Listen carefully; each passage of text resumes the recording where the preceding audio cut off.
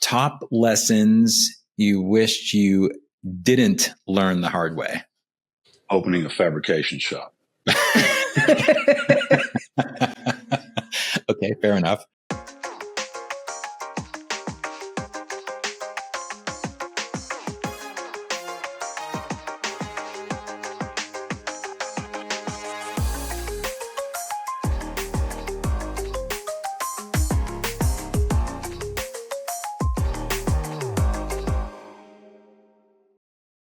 Hey guys, it's Liz here Joe. today with Joe.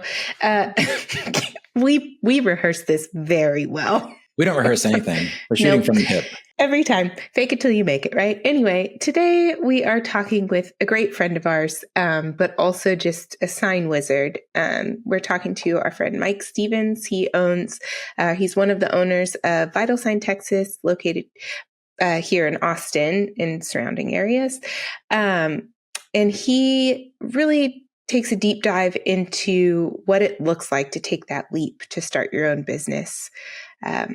So it's a great conversation. Super I'm really excited looking to share forward it. to talking to Mike, A, because we've both known him for our entire sign career, but B, just an awesome guy. And this is an important topic because so many people want to start their own sign shop. So I think everyone's going to get a lot out of this conversation. So we're excited to be here with you today. Also want to take a minute to thank our sponsors at Inktavo. So if you want to learn about the Inktavo products, go to inktavo.com. Inktavo brings you Sign Tracker. So for project management, you have Sign Tracker and Printavo, depending on what side of the industry you're in, whether you're in garment promotional products or custom fabrication and signage. They also bring you Inksoft for online stores and Graphics Flow for managing your graphics. So they have all the products you need to run a successful sign and print shop. So go check them out on Inktavo.com. And we're very appreciative of the support they give us here at Behind the Signs. Okay, Elizabeth, let's get rocking and rolling. Without further ado.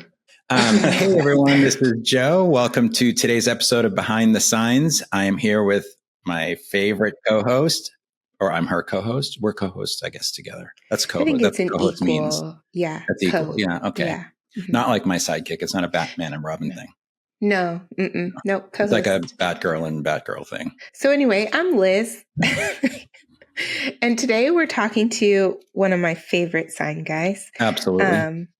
He's a rock star. This is Mike Stevens, one of the owners of Vital Signs here in Texas, Austin, Texas. I'll give it Austin. Leander? Austin. Austin. We call it Austin. Yeah. All right. So let's just kind of kick this off. Mike, I've known you my entire life, just about. I think I met you when I was 10 years old. Probably so better part of 28 years, I think. Yeah, that feels good. Anyway, so I've known you forever. My dad has known you forever, but the people watching do not know you. So kind of give us just like a brief synopsis. What, how, why, when did you join the sign industry? Oh, Lord, that's a long story. Before you say that long story, Mike, I would just want you to know that I feel like I am part of your long story because I have known you since I stumbled into the sign industry 30 years ago at our favorite little sign shop here in Austin, Texas, which no longer exists, of course, Sign Builders of America, which, by the way, Elizabeth, we have this really cute picture of you wearing a Sign Builders of America t-shirt when you were all of like 8 or 9 years old. Yeah, if I remember, I'll give it to Chris and he can put it up on the screen for a second. Yeah, it's a pretty good one. Yeah, that'd be great. I'm standing outside of the Sign Builders offices too, wearing it. Yeah. Yeah. I unfortunately don't have one of those classic t-shirts. I do, however, have a few old Sign Tech International classic t-shirts I haven't got rid of, but I don't have any Sign Builders shirts, unfortunately. But Mike and I don't think I have any of them. Yeah. We worked. I think I started in the sign industry when I was like 33. So I don't know if I'm a little older or a little younger than you. I'm 61 now, Mike, but we do have similar white beards. So I don't know. I know we're eventually going to actually looking get like to Santa Mike's. Claus these days. We're going to eventually get to Mike's story, but I just want to ask, Dad, how does it feel knowing that you started in the sign industry?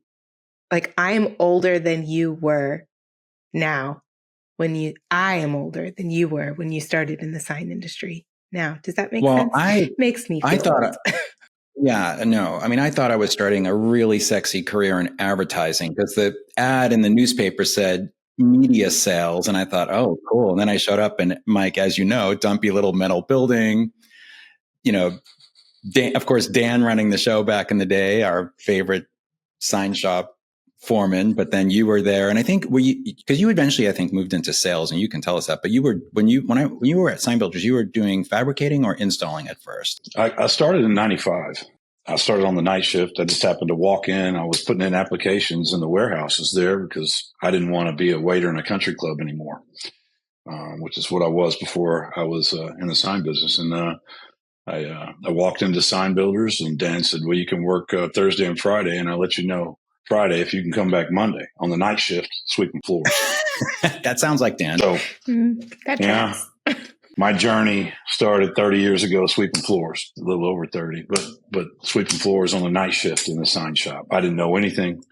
A couple of years later, I think, or a year or so later, is when Joe came on board in sales. Robert was already there, Robert McDonald, and I guess the rest is history. I might want to hear a little bit about that, but I don't know how far you want to go at this point. What was your journey that solidified you in the industry? Like, you started sweeping floors, but then kind of, you can tell, a little brief history of how you worked your way up. Yeah, because I feel like Dan, our shop foreman at Sign Builders America, he started a lot of people sweeping floors, and he recognized talent. So from sweeping floors to what did he have you do next? Like, how did you start? What did you start doing at first? So what necessitated the move was lack of income when I moved here and money. I looked around the shop and I said, who makes more money than I do? And it was the assembly guy. And I said, I'm taking his job. So I took his job. And then I looked around and said, okay, who makes more money than the assembly guy? And it was the cabinet fabricators. And I said, okay, I'm going to go fabricate cabinets. So it was all money motivated. And then from cabinets, it was who makes more money than the cabinet fabricators? Well, the installers do. They work a lot more hours, all that. So install is where I really felt like I kind of hit my niche. It was really what I did best in the sign business at that time anyway. So I did installs for years and years on an old Wilkie ladder truck, dangerous trucks those things were, but that's all we had. No air conditioning, no heat in the truck, and nice in Texas too. Several years. That's a treat. Yeah, in Central Texas, yeah, and traffic. That's you're hotter in the truck than you are out working in the sun. So that was with Sharon Burns. I know you guys know Sharon, still a good friend of mine. From install, something happened in the shop, and I needed to go back in and help do some stuff in fabrication. And while I was in there, I was like, you know what? I want to make the move to sales. And I was a long hair with beard and rough neck looking dude. And on Friday, and I had talked to the GM and said, look, I want to go to sales. He said, okay, Monday. So I went and got a haircut and bought some new clothes on the weekend, and I walked in on Monday, and I got quite a lot of looks from my fellow shop guys, going from a t-shirt, fabricator to, a button up with a tie and khakis type of deal, working for Bob Strobeck. Oh yeah. Oh, we always had to have the tie on working for Bob. That's for sure. And you had to have a stack of paper. He loves paper. I talk to Bob a couple times a year, actually. He's still out. Yeah. He's actually still selling sign, not full time anymore, but I think he's almost 80 now, and he's still out. Oh, is he that old? I think so. I think he's in his mid 70s. Like, I cannot stress this enough. I would retire. It probably keeps him young. It probably does. Maybe. He's passionate about the sign business, like you, Liz, and like you, Joe, and like myself. I just happened to fall into a business that fit me, and I'm passionate about it, and being able to do different things every day. Whether it's the same sign you're installing, it's a different wall, it's a different location. It's always different, and that just kind of fit my niche, as it were, as far as what I wanted to do. And I got kind of roped in and stuck, and I was good at it. So that was it. I figured out that, I can do okay in the sign business if I put my head down and bust my ass and make it happen. So how long did you last in sales? In sales, 3 years. 3 years. Wow. Okay. And that was at a volatile time in the economy. and what the expectations were as far as how much you had to sell a month. And it got, there were a few things that I had issues with the company. They didn't want me to sell to certain clientele, which I felt like, you have this expectation of me to go out and sell all this, and you're handcuffing me, and I can't sell to certain clientele that maybe your beliefs don't really align with that type of business. So I thought, you know what, this is probably not what I want to do if I'm going to be handcuffed and I can't just, cut loose and sell to everybody. And, I needed to make money. So I said, I'm going to move back into the office and I want to learn project management.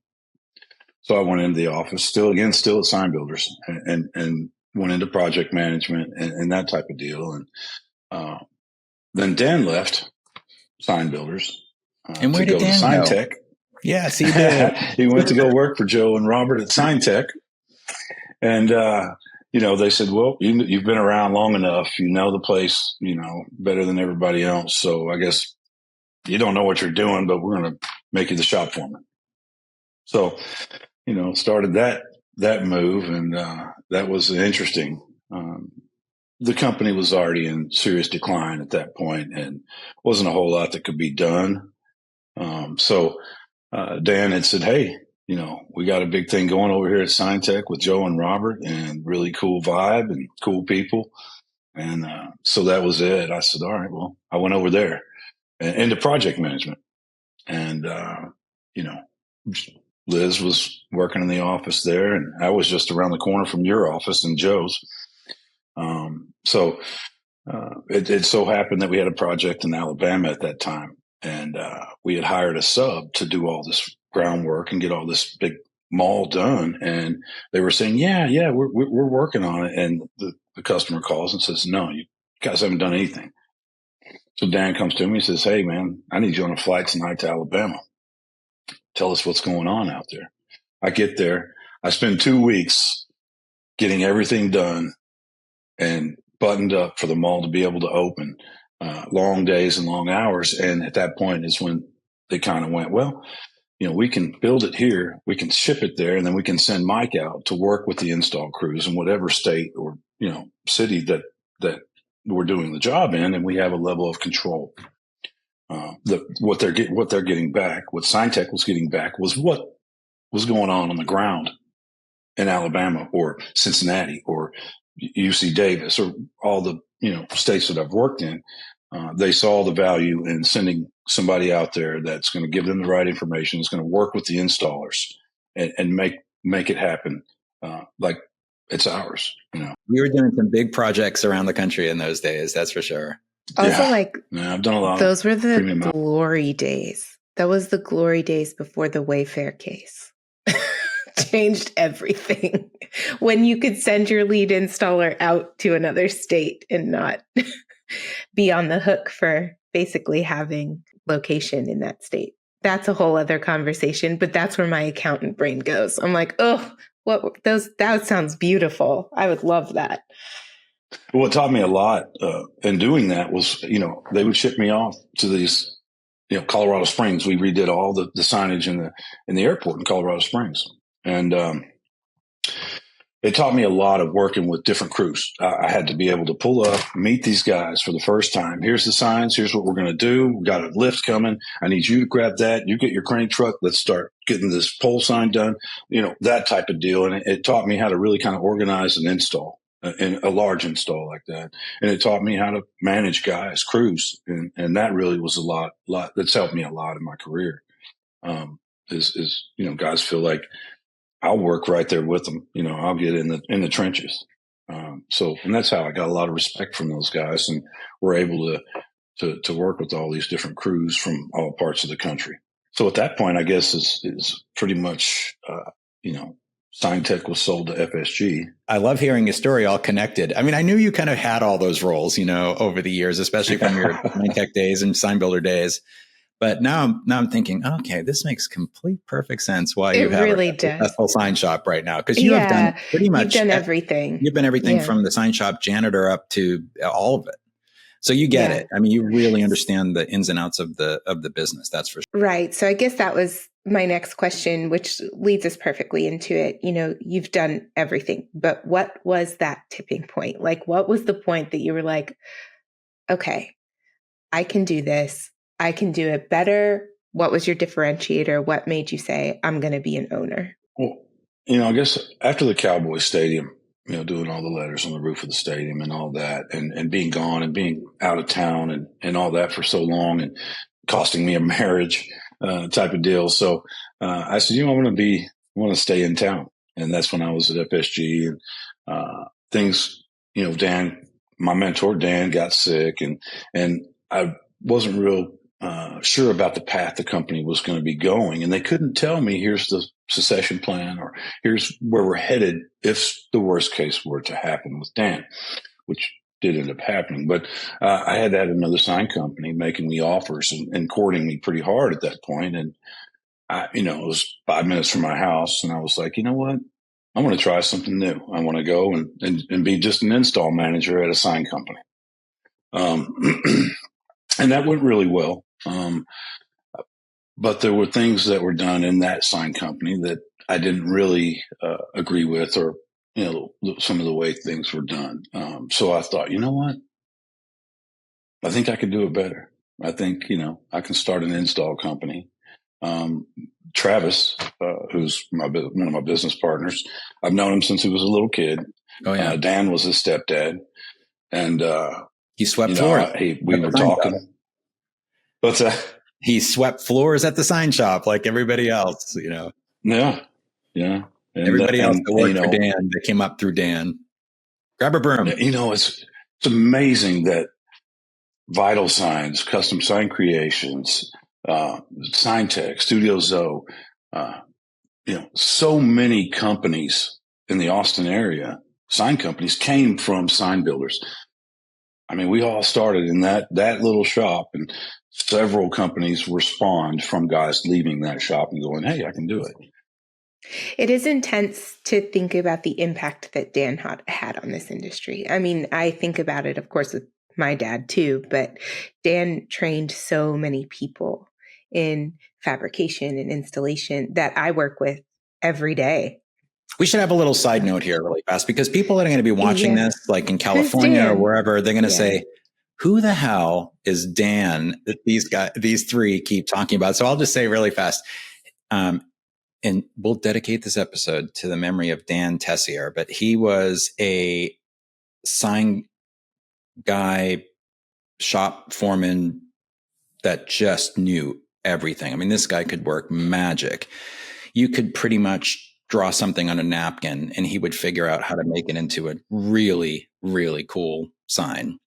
And so what's that? He was brilliant. He was brilliant. He was a brilliant sign engineer. He was also, Dan was a nurturer too, right? Like he liked taking troubled souls and turning them into sign people. Yeah, that's right. He did. That's me. Yeah, right. I mean, Dan was a master at taking lost souls and giving them a career in the sign industry. And for that, he will always be Saint Dan. He was just a really cool dude. So he took a lot of misfits and turned them around. He did. I mean, he did. One thing I really got from Dan was we can do it. Make it happen. Don't make me come out there and make this happen, get this install done. You figure it out and get it done. Don't bring that sign back. It's going up. Figure it out.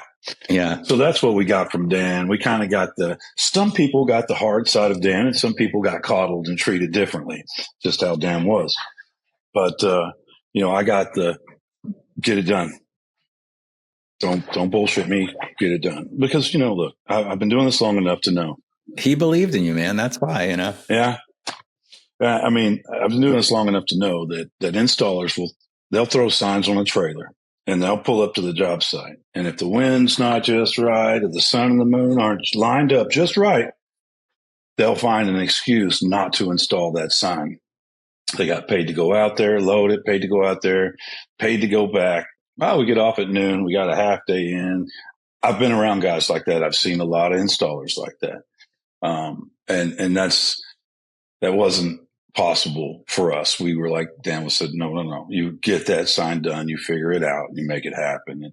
And that really got me into the mentality. And that's what we got from Dan, was the mentality of, it can be done. Let's make it happen. Let's get it. Which I think is your differentiator for your company now. I think, so the tipping point was, I can do it better. And I think it was, part of what you were taught from Dan, but also your work ethic is just, it sets you apart. We do whatever it takes. Yeah. Whatever it takes to get it done.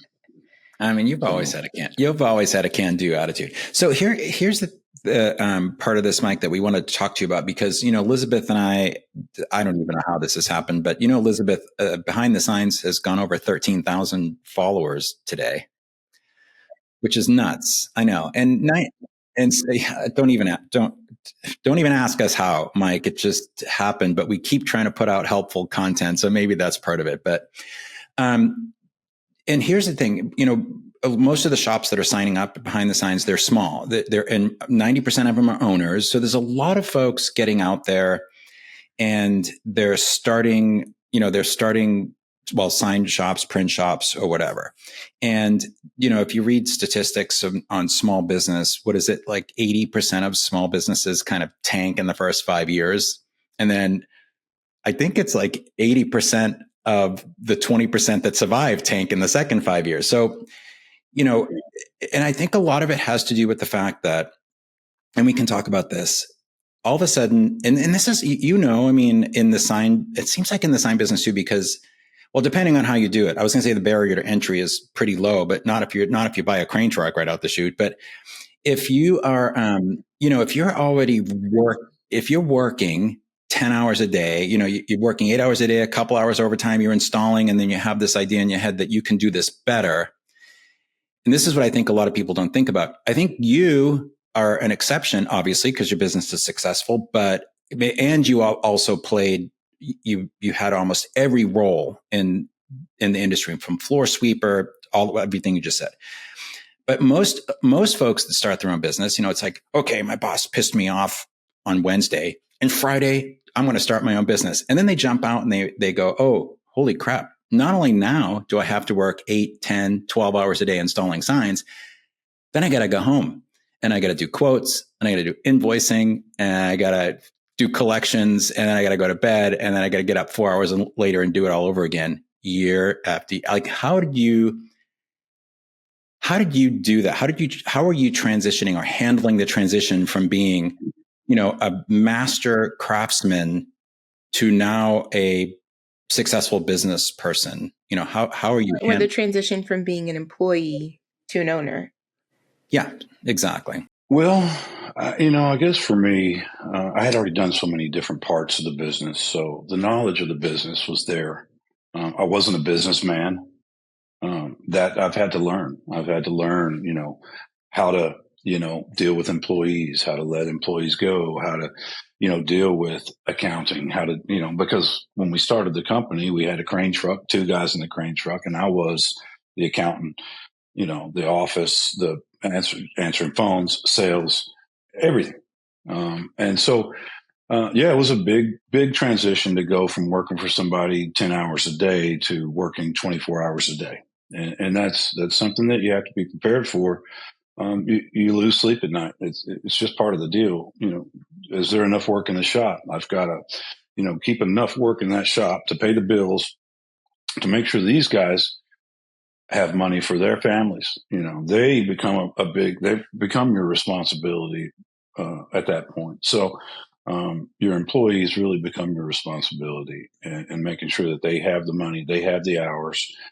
You have to count on them to do their jobs correctly, and if they don't, you have to deal with that. But yeah, I mean, it does become a 24-hour a day job. You get to sleep a couple of hours, you wake up, you're thinking about what's going on and payroll, or, this job. Oh man, I got to get up early in the morning to be downtown to get this job done. But fortunately, because of our lack of size in the office, I still get to go out and do a lot of installs. I still am part of anything we're doing, high rise and things like that. I manage, the rope systems, and making sure that safety is taken, to the top level as far as what we do and importance. That's one of the big things is your responsibility to your employees. It's also your responsibility to make sure they are safe, make sure that they know how to be safe. In the business, when I was an installer as a young man, we didn't have harnesses on the crane trucks. I mean, we did things. You climbed the ladder 50 feet up on the Wilkie. You didn't boom down to get a tool. You climbed down, you climbed back up. The things that we did once FSG bought SignTech and they had some accidents, and because they were a national company, safety was a big thing, safety program. So they had safety officers and everything. I remember that. Yeah. So we had to become educated, and becoming educated in safety is going, wow, we were incredibly unsafe.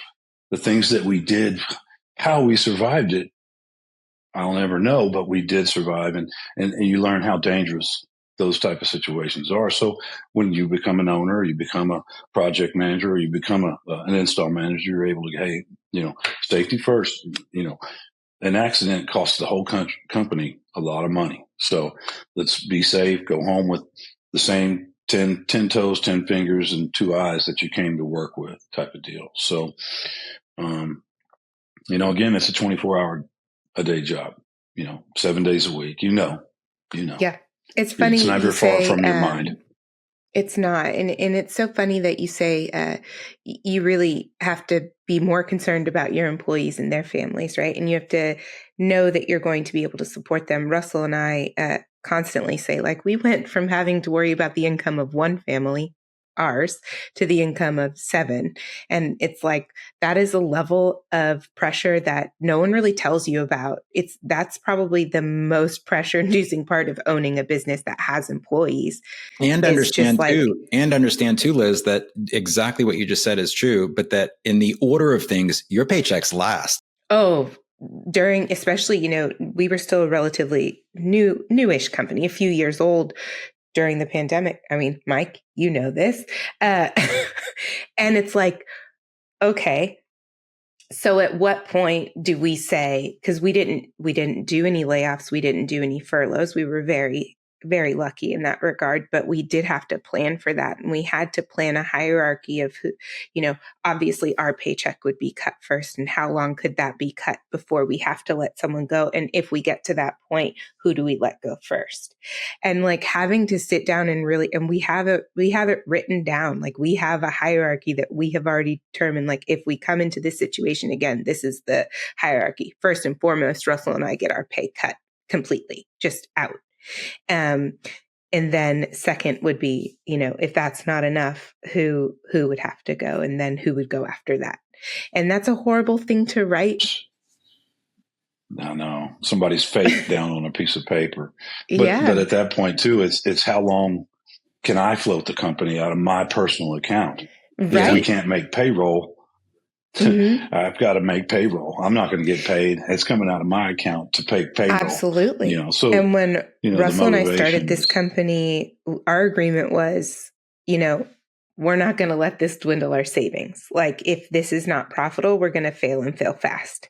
And that's okay. We tried, and we haven't failed, luckily. Knock on whatever wood is available. I think you guys are pretty safe now. I think you're okay. Yeah, but it's definitely something you think about a lot. It's just, okay, I have to make sure that all of these families eat now. I have to make sure that all of these families can keep their lights on. And you said it perfectly. Pressure.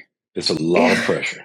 It's a lot of pressure. I'm actually sitting here thinking, Mike, back in the days at SignTech, I'm getting a little PTSD right now. I feel like I need some more coffee or something. Sure. I can remember, sitting there in the afternoons, locking myself in the office with Donna, and she was our controller, for those of you. Another person was who the hell is Donna? She's great. But just calling people, hey, we need to come over and pick up a check right now.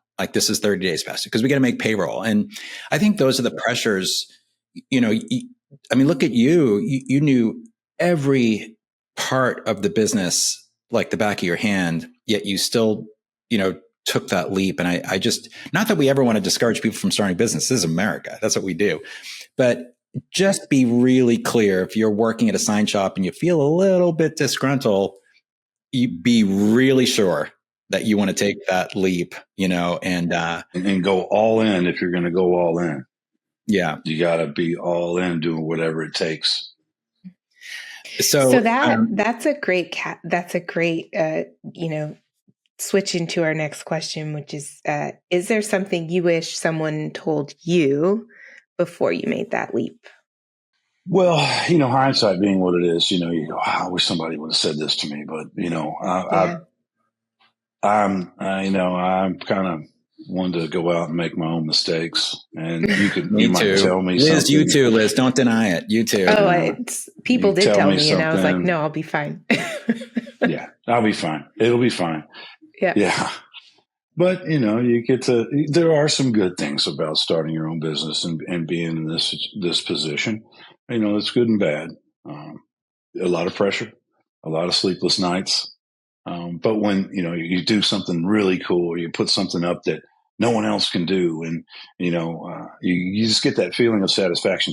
Your employees are happy, when they're happy, and they go, man, what do you need me to do? I'll go and do it right now, wherever it is, whatever it is, wherever it is, I'll go do it. What do you need me to do? Yeah. And, Sign warriors. That's how I was. Yeah, that's how I was. Whatever you need, man. I'm working not just for my paycheck, but I'm working for Liz's paycheck. I'm working for Joe's pay. I'm working so my work affects everybody's money. So the better I do at what I do, we all prosper. We all do better at the company level. So, was my approach, Yeah, no, that's good. I mean, I think if you could just pick one thing that you just said, that's the best advice you can give anybody that's really convinced themselves in their mind that they're going to do this, is don't do it halfway. Go all in and just throw yourself into it.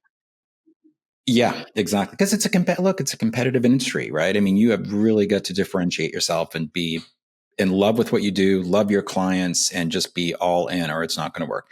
So, not that you want to give away the special sauce at all, but how did you do it? Like, because I think about, for me at Sign Builders, right? So I was at Sign Builders. I had a long career there of 90 days. And I decided that I could do this on my own. So the main reason why was because, at least when I got there, I mean, you kind of came in as project manager stuff, I think, after I left, but, I just felt like it was super disorganized, and I came from another small business background where it was nothing but organized, because I had a janitorial contracting business before I get into the sign industry. But so I was, really already good at like managing projects and crews and scheduling and all that. So that's one of the main reasons I jumped out. So Robert took me out, to breakfast one day and showed me an article in the back of one of the sign industry magazines that, you could outsource your fabrication. And there was these wholesalers. And this was back in the day when wholesaling was a pain in the butt, because you were shipping neon all over the country. It was breaking. There really wasn't, Google to do research on, 5-star companies or any of that stuff. So it was kind of hard to do that, but that was the reason. That was the thing that said to me, I can do this better. So for you, when you already made that leap in your head, like, I can do this better, what did you do? Like, did you go, because I was thinking you probably started off like wholesaling. Did you buy a truck, do sub work for the company you worked for? Did you knock on doors? Like, what was day one? What did day one look like? So, I had a relationship with one of the sign crane truck manufacturers. I don't know if naming names or not, but with one of the sales guys, I had bought a couple of trucks from him when I was at another company. I was the project or the install manager, and I bought a couple of install trucks with him. I called him up and I said, I want to start my own sign company, man. I need a crane truck. And he says, I've got this crane truck. It's a demo model. It's in Sacramento. Go get it. Here's how much. And he gave me a price. And we said, okay. Travis flew out there. He drove it back. The big thing that really helped us to begin with was being in town in Austin and working in the sign business in this area for so long. And again, knowing all these other sign companies that spawned from sign builders, and the owners of those sign companies were my friends, Andy and Jamie and you guys, and, all these other sign companies, and the relationships that I had established throughout the years with other sign companies. I was able to go to those sign companies and go, hey, I'm going to have a truck on Tuesday. I need work. And they they said, wow, we know Mike. We trust that he can do what he says he can do. He has, it's been around here forever. So we were able to acquire work before it pulled into town in the parking lot. I met Travis. We looked at the truck. Wow, here's our truck. Let's go do this job for another local sign company. It was just some flat cutout letters. But the day we got the truck, we had work. And then, so that really helped us get started. My relationship with FSG, I left on good terms. They subbed a lot of their install work out. We hit the ground running. We were doing installs 5-6 days a week and rocking and rolling. Well, then COVID hit 3 months later. And all these companies said, hey, we're not subbing anything out anymore. We're doing it all in-house. So, we were sitting there at the office going, what are we going to do? And one of the guys that I had a relationship that started his own sign company called me up and said, hey, man, what are you doing? And I said, we're sitting here trying to figure out how we're going to make money and keep the doors open here. And he said, you want to do a job right now? And that was Jamie Mytall from Custom Sign Creations. And we jumped in the truck and went and did a job. And really, they kept us going for about a year with as much work as they had. And so they kind of saved our bacon. And the guy, when we started the company, the relationship I had with the sales guy at the crane company, we started in September, and, November, December, I'm going, hey, man, I need to make the deposit payment on this truck. And he's, don't worry about it, man. Don't worry about it. Don't worry about it. January comes. Don't worry about it, man. We didn't pay a dime for that truck until like February. So we were able to make money and not have a truck payment and then make the down payment. Instead of pulling it all out of the account, emptying the account, we were able to make the down payment before it was due. So that really helped us out. So the relationship with other sign companies and all the people. Yep. It's relationships. Exactly. You don't realize sometimes in life when you're working with somebody where that person is going to be and what they're going to be doing in 10 or 15 years or 20 years. I worked with guys that showed me their true colors. And then I start a sign company and they come to me and go, hey, man, will you hire me? Nope. Sorry, man. I'm good. I know who you are. No positions available. Yeah. That's right. And it's a tough deal. I love everybody I work with. And I'm passionate about the business, and I don't want to see anybody struggle or have, I want to be able to help everybody I possibly can. That's good, man. That's such a great story. So and this is just, we didn't plan on asking this, but genuine curiosity, how long were the conversations that, I know it's you. So for those that don't know, Mike owns Vital Signs here in Austin. He owns it with his partners, Travis and Juan. So how long were those conversations about going out on your own and doing something better than what you all were doing before? I don't really think it was a real long time because we had the knowledge and I had the relationships around with all these other sign companies. And we said, we can buy a truck and we can go and just start doing installs for companies and we can make it work. There was an issue that I had with management at the company that facilitated me leaving. Expedited the process of starting your own business. Yeah. It made me go, you know what? Now I am 100% sure I don't want to work here. So do I want to go work for one of these other sign companies and deal with all that? Or do I want to take a chance and see what happens? And that's pretty much what, we decided, we talked and said, let's go for it, man. Let's go for it. And awesome. It really wasn't a whole lot. Again, I've known Travis since he was a little kid, like, basically, Liz also. So I think we're about the same age, trust Travis and I. Yeah.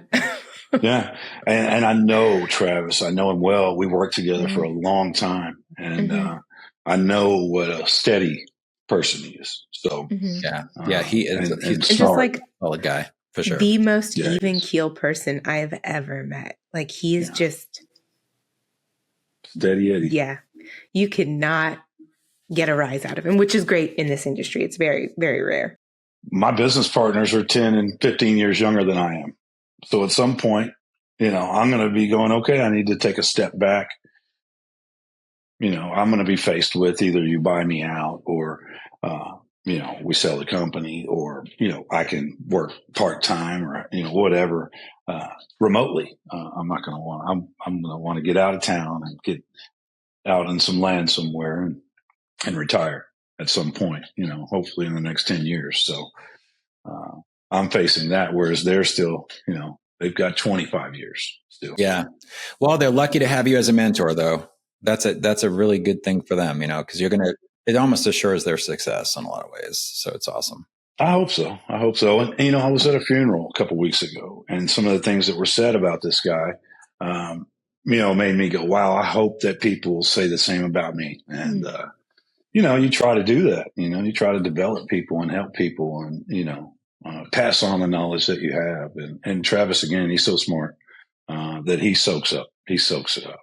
I think, and Juan's such a go-getter. Juan's just an animal. That guy will work, he'll work 16, 18 hours a day. He just is an animal. So, and again, that's that got to get it done and make it happen attitude. So I was just going to say, so you guys made it through COVID and as a brand new company, but you established yourselves as experts in installation relatively as wholesale. Because it doesn't make sense not to be wholesale when you're installation. But anyway, so at what point did you decide, okay, like we've done this, we've done it well. I am a glutton for punishment, and I am now going to add the additional responsibility of fabrication. So, we had a shop, and when you're out doing installs and all these companies, you're working for all these companies, and people go, hey, can you do this for me? Can you do this raceway for me? Can you paint this for me? Can you make these plastic faces? Well, we had a plotter, and we were able to do some faces and things like that. And we had the knowledge of fabrication.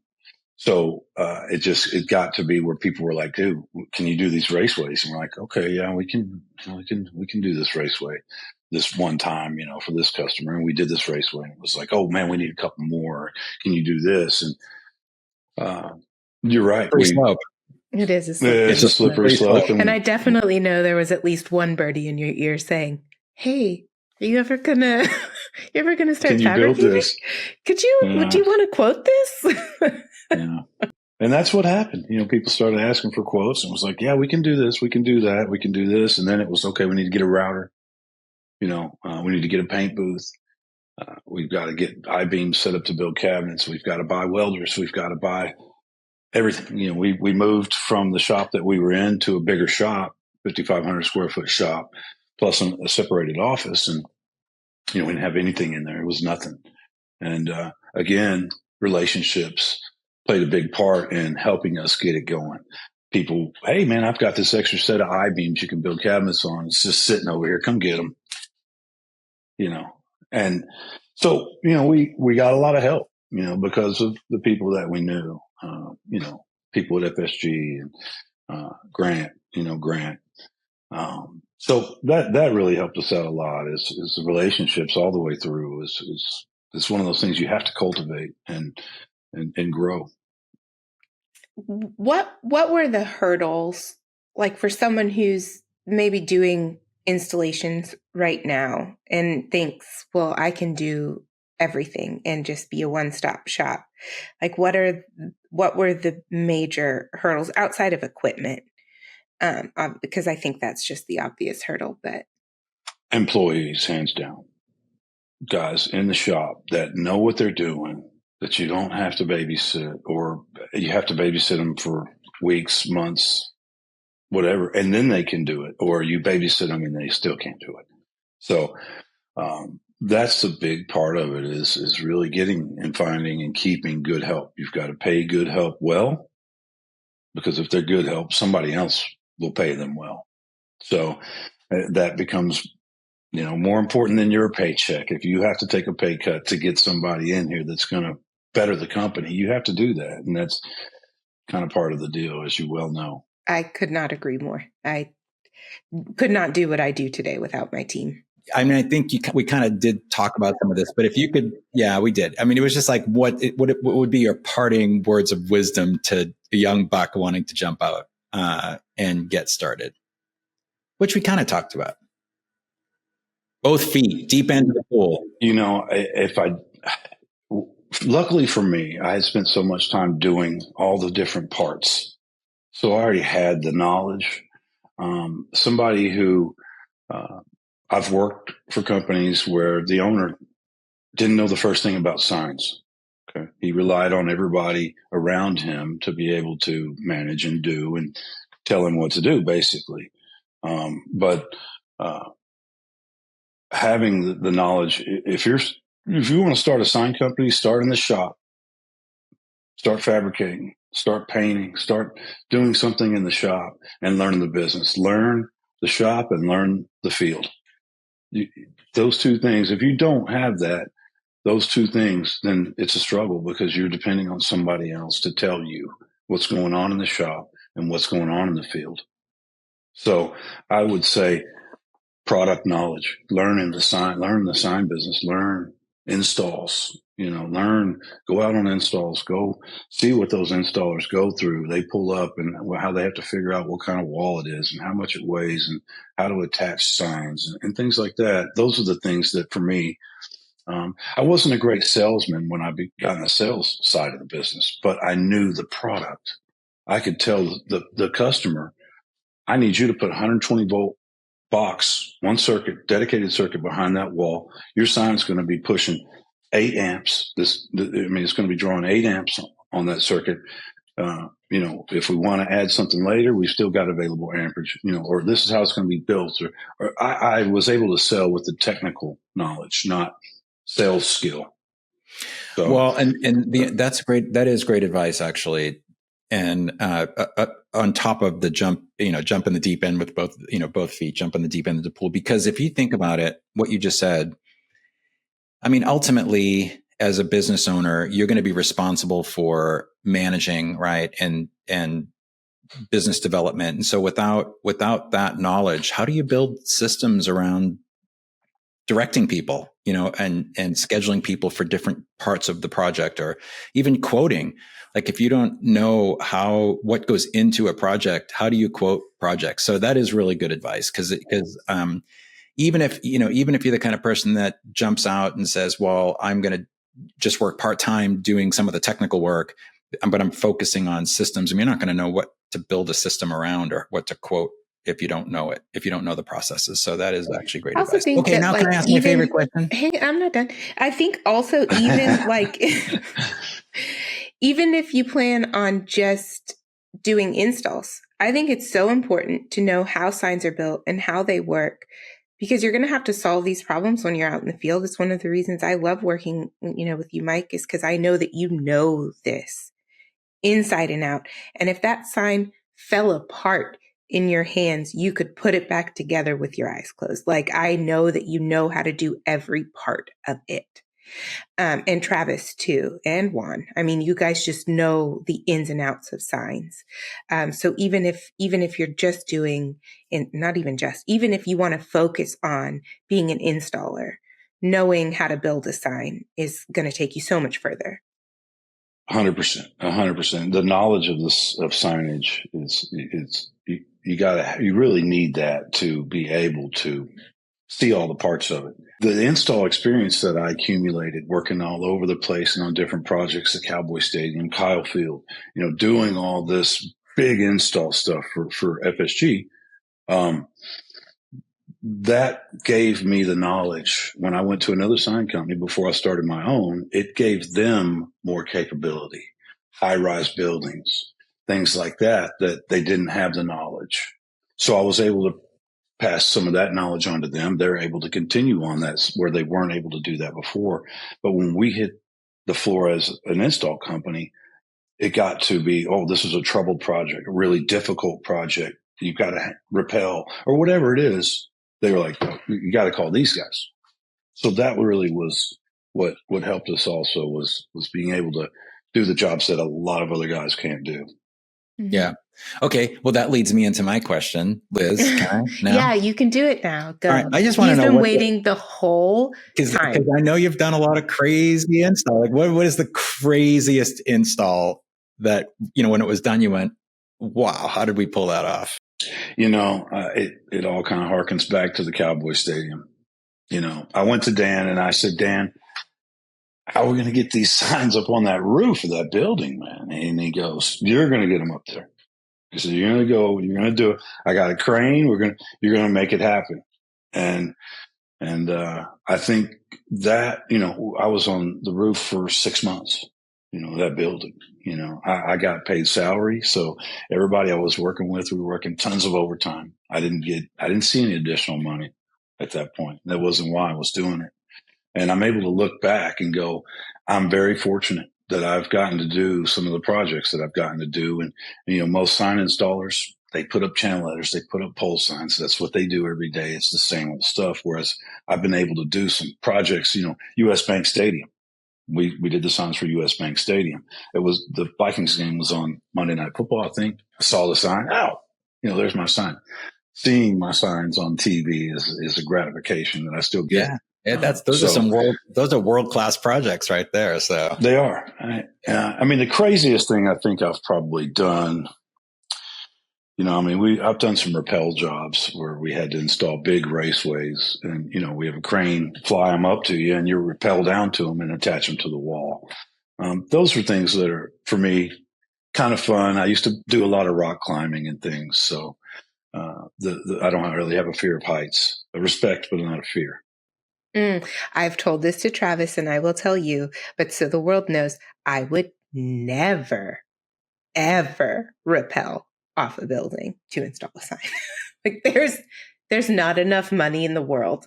I could not do it. When you once you become familiar with the equipment and you know that I've got safety backups, and it's just something, when you boom up and you're going 80 feet in the air, the first 20 feet makes you nervous because you can see the ground, right? Once you get up 40, 50, 60 feet in the air, the ground's gone. You're just up there with the birds and the sign, right? So then you focus on what you got to get done and you don't think about any of the other stuff that could potentially happen. Makes me nauseous to think about. Yeah, I'm getting I don't like to fly in airplanes. That makes no sense. I guess you're not airplanes. In control. Yeah. That's right. If they wouldn't let me fly the thing, or at least give me a parachute, where if everything went bad, I can jump out of this thing. I've been through some really wild turbulence with, drinks and food and people in the air. The mask didn't come down, but it still makes me nervous. But okay, so now necessary evil these days. Now we're going to go to our rapid fire 3 quick little questions at the end here. So the first one is, I think if I would have bet money on what your answer would be, I would have just won a lot of money. Well, it becomes a lot more people. Yeah. Depending on people more, versus small crews doing installs. And for me, managing an install crews that's really simple stuff for me. I've been doing it for so long that it's not a difficult thing for me. You go throwing in all the fabrication and the timing of getting things to the shop and painted and out. Those things are, it just adds another level of complication. Oh yeah. Well, I mean, you get, material relationships with, all the suppliers, and you get in real estate, you need a shop and equipment, and it's in people. We're dealing with that now. We're looking at potentially having to move in March. Yeah, that happens. Coming fast. Outgrow your place, but okay, Liz. The next one is what we call happy endings. So the happiest reaction from a client when finishing their project, or the worst project you ever had and you were just happy it was over. Well, I would say the worst, and I'm always happy that they're over, are apartment complexes. For real. They are the worst. We're ready for all the signs. We load everything up. We go out there. Oh, wait, no, sorry. Just put these 6 signs up and then come back in a week and we'll have everything done. Come back in a week and there's only 6 more. They just tend to drag on and on and on and on. The ADA portion of those things. I feel like I should apologize to you. I don't know that I've had main problems with yours because you guys are very like organized. that. Zoe is organized. You guys, your boxes come with all the ADA in order and stuff like that. Whereas other companies, it's all just one box or 5 boxes and they don't put it in order at all. So we have to spend hours getting it in order. Okay, that building we're not doing because it's not ready, but all the building 1 signs are in every box. So we've got to go through everything to get building 1 together. So that's some of the frustration. What was the question again? I'm sorry. Yeah, that was it. Happiest reaction from a client when finishing their project, or the worst project you ever had and you were happy it was over? As far as happiest, I don't know that I've ever had anybody just jump up and down and go, that's just the most awesome thing in the world I've ever seen. Other than, I really I have a relationship with the guys that own the Sign Bar. And they own several bars around town. And those guys, they're the coolest. They're like, dude, I said, man, here's what I'm envisioning for this sign. And I tell them and they're like, do it. And I'm like, dude, that's awesome. That's what I want, is for somebody to trust my expertise and go, man, we trust you. Get it done. Yeah. That's cool stuff. Anytime we're taking down a sign in Austin now that we're like, man, that sign's been around forever, I call Matt up very quickly and I'm like, hey, I'm about to take this sign down. Do you want to take it down? And you can have it. And he's always so grateful. We just took the Dreamers sign down. Oh, which is sign builders did that crazy. Sign, right? Dan built that sign. I remember we took it to the Sign Bar the other day. The one on 535? I built the one on the bottom. Did you? Wow. Yeah. Since you've been in the sign industry so long, you might not have even thought about this, but everyone in the sign industry has thought about this. Don't lie to yourself. So I guess days when you're like, why the F am I in the sign business? So if not the sign business, what do you think you'd be doing? Well, I was kind of a black sheep. My dad was a retired police officer, and he retired twice. My brother is a Harris County Sheriff's deputy, a sergeant, actually. I don't know. I was a little bit of the black sheep growing up, so I don't know that, the law enforcement side of society would be my side. But, it's hard to say. I had very limited skills. I had a little welding skill and some mechanical skill when I walked into the door at Sign Builders, and I had drive. I felt like I didn't have anything. I moved here with nothing. I needed money. I needed to pay my bills. I wanted to go and do, and motivation. Money was my motivation. So I think whatever it was that I walked into and they hired me, whether it was electrical shop or whatever it was, I would have. I feel like that would have been the career I would have chosen and gone and taken off in. Just because Mike, I didn't like have a whole lot of options. I feel like I know you well enough to say that if I could envision you doing something other than signs, it would be building custom motorcycles. Like if that in another life, that would have been the Mike Stevens path. Yeah, I mean, I still love, and I still think about, I could, start a motorcycle shop. I love motorcycles. It's a passion for me, just like signs. Signs is my passion, and that's what's helped me get to where I am, is being passionate. It's something I love, and it doesn't feel like a job to me that often. I don't mind getting up at 3 o'clock, 2 o'clock in the morning and going doing an install downtown because we don't want to get a lane closure. I'll do it. I like to sleep and I like my time off, but I don't mind going downtown and doing an install in the middle of the night. It's just, I enjoy it. I enjoy being around my guys, and just being part of the team. Awesome. Well, if you ever do decide to build motorcycles, I could see that. Oh, is that 100%? I need some more tattoos. Chopper? Is that a Mike Stevens chopper? Oh yeah, it's a Stevens chopper. I can see it. Yeah. But Mike, man, it's so good to see you and spend a little time with you. I miss being in a shop. Maybe one of these days I'll drop off this world and I'll knock on your door and say, "You need a good sales guy?" We'll take you even if we do need a good one. That's I've known you long enough. I can give you some shit, right? We can give each absolutely, other shit. absolutely. I mean, Elizabeth gives me shit all the time, so I like it. That's right. Yeah. Well, Mike, we love you like family, as you know, and thanks, because this year we're trying to kind of focus these podcasts on what does it look like to start a sign business, market it, run it, get into quoting. I mean, all of it, all the way down to what does it look like, to sell a sign business. So you are our first in the series, and we just thought it was great that you would come on and just talk about, someone that has so much experience and then that was willing to take that leap and jump in and do it. So this was super helpful. I think people are going to get a lot out of it. So we are very appreciative of you spending time with us today, Mr. Mike Stevens. Thank you very much. Thank you so I love much. you guys. Love you too, brother. We love you.